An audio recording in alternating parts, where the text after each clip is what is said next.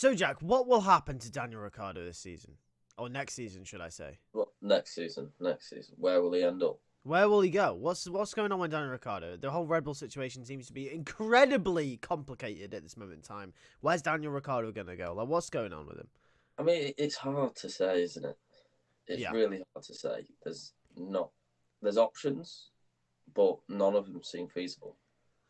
They do. And, Jack, I've got 3 options for you today for Daniel Ricciardo next Really? season. I've got 3 options for you, and I think one of them will happen. But Okay. just to preface, before I give you the options, Yeah. let's talk about why Daniel Ricciardo was brought into RB. He was brought into RB because there was a potential he'd be back in that Red Bull. Yeah.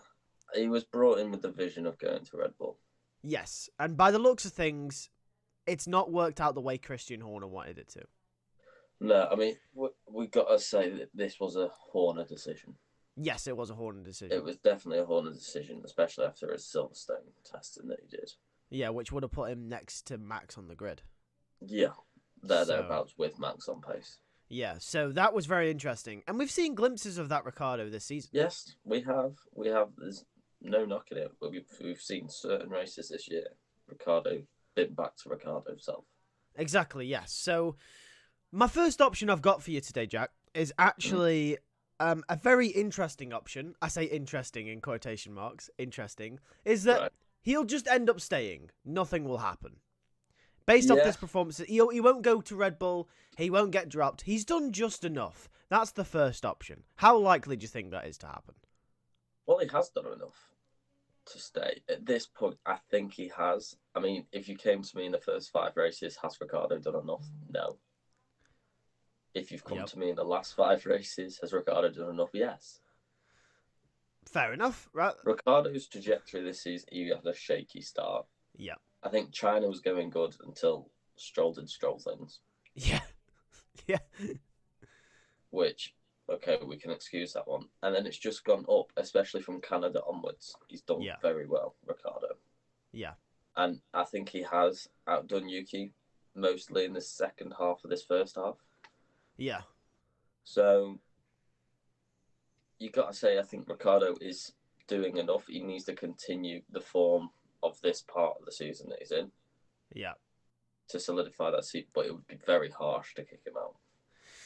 My second option of what could happen to Daniel Ricciardo, and I think this is on the cards still, and I think personally, unfortunately for Daniel Ricciardo, I think this is the most likely option because of the love that Helmut Marko has for one man called Liam Lawson. Will Liam Lawson replace Daniel Ricciardo next season? If Helmut Marko's got anything to do with it, yes. Yeah.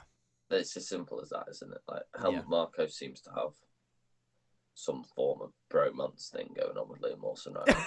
He does, doesn't he? Yeah, it's weird. But I mean, obviously we know Lawson last year had a great 3-4 races on it. Yeah, he did, yeah. It was phenomenal. Yes. Which, to be fair, you can see why it would be interesting if we gave him that seat. I mean, this whole issue comes from a Red Bull decision earlier on in the year. Yes, this whole issue comes from them signing Perez. Yes, Perez is the issue. I mean, I think Lawson will be signed. Yeah. I think Helmut it was said that he guaranteed Lawson a seat for next year. Yeah. So, pretty much nailed on Lawson's getting a seat next year. Yeah, and what's also interesting is that I think Red Bull are in a predicament where they've got 4 drivers and 3 seats, and they want Lawson in that Red Bull, but they can't put him straight into the Red Bull. They have to put him through RB just in case, obviously, a Pierre Gasly and Alex Albon happens again. But the issue they have is that they've signed Perez that early that they're going to need to put Lawson in there to get him ready for the new regs. But then they've also got Yuki and Daniel, who, well, they're not going to get rid of Yuki. They've already signed him. But Daniel, as we mentioned in point number 1, is currently doing enough, which, you know, are they going to pick Lawson over Daniel? Unfortunately, I think probably that's the most likely option. I think they will, yeah. I mean, obviously we've got the hidden clause in Perez's contract. Yes, we do. Which can throw up a bit of a whirlwind. Like, will they promote Yuki? Who knows? And I then know, that yeah. does open up that RB seat. And you can't get rid of Daniel on his performances compared to Perez this year. No, you can't. Not when Daniel's been beating him. Like, I think we can. I mean, I wouldn't personally, but we can forgive Lawson coming in for Ricciardo. Like, we could see that one coming. But what you couldn't forgive is if you keep Perez in at RB over Ricciardo. Yeah, that I agree with. And that brings me on nicely, actually, to my third option, and probably the most unlikely option for you today, is Daniel Ricciardo ends up at Red Bull next season. No chance. No, I don't think so. I don't think that one's on the cards at all. I would want it to be on the cards, but Yuki's ahead of him, and I think Lawson's probably ahead of him. Yeah, in Red Bull's mind, I think Lawson is ahead, and they want Lawson in that seat. We can tell. They want Lawson in that seat in these new regs. And I think it's also interesting because the prospect of Max Verstappen potentially leaving, going to Mercedes, those rumours, if the whole Red Bull drama saga continues, then there is a good chance potentially they are lining up Lawson as their immediate replacement for Max. So they need him in a car as ASAP. Yeah, they do need him in the car ASAP. And he's talented enough to be there. I mean, I think we need to see him in Formula One for a year to judge him on where he is. Is he at a Magnussen, Hulkenberg sort of level? Well, I don't know why I put them together, but or is he at a Russell, Lando, Piastri when he came in sort of level?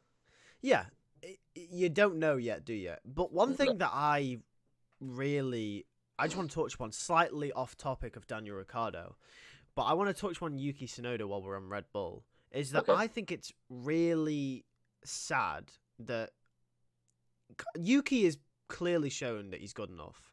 Yes. But it's really sad that they haven't given him a chance. When they gave Albon a chance after half a season, they gave Gasly a chance after one season. They gave the seat to, well, obviously Perez makes sense because he was at that level. But it just doesn't. And then they brought in Daniel Ricciardo, someone who hadn't been performing for a few years, had a year out, and then they're given the seat. They're lining up him to have the seat. Where's Yuki? Why is Yuki not getting a sniff here? It really saddens me to think that potentially they're throwing Lawson in ahead of Yuki when Yuki's clearly doing really well. Yeah, I mean, Yuki, phenomenal driver. I think the thing that's stopping Red Bull is Yuki's temperament. Yeah. I think that's really put them off, especially how he was in his first year or two. And especially Helmut Marko as well, I think. Yeah, Helmut was not a huge fan of that. No. And, I mean, he's calmed it down now, but I think Yuki deserves a chance. He's a phenomenal driver. It could also be the Honda ties as well. Yeah. Are they scared that potentially he might make the move to Aston Martin? Yeah, I mean, it would make sense for Yuki to move to Aston Martin with the Honda ties, wouldn't it? Yeah. I don't know. It's hard. I don't know what Red Bull are really thinking. I mean, I didn't know what they were thinking signing Perez that early. I don't know what they're thinking now about Lawson, Yuki, and Daniel. I don't know who's getting what seat. I mean, a fourth option. You said you had three. I'm going to put in a fourth option. Does Daniel leave the Red Bull family and go to another team?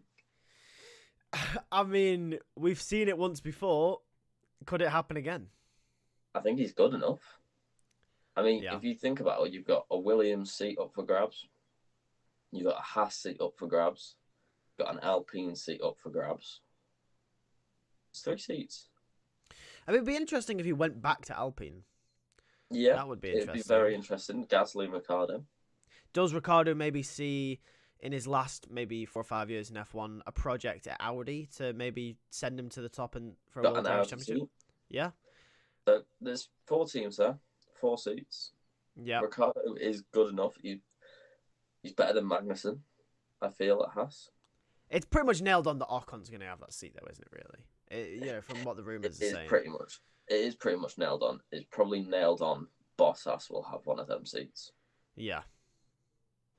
And it's nailed on. Sainz will have one of them seats. So that only leaves one left. It does leave one, but which one? Well, that's the thing. They're all flipping between each other. We have no idea. Yeah, the only one that I don't like. I don't see Ocon going to Williams. Obviously, he's just left Alpine, and I don't see him at Audi. The only one I see Ocon at is Haas. Yeah, me too.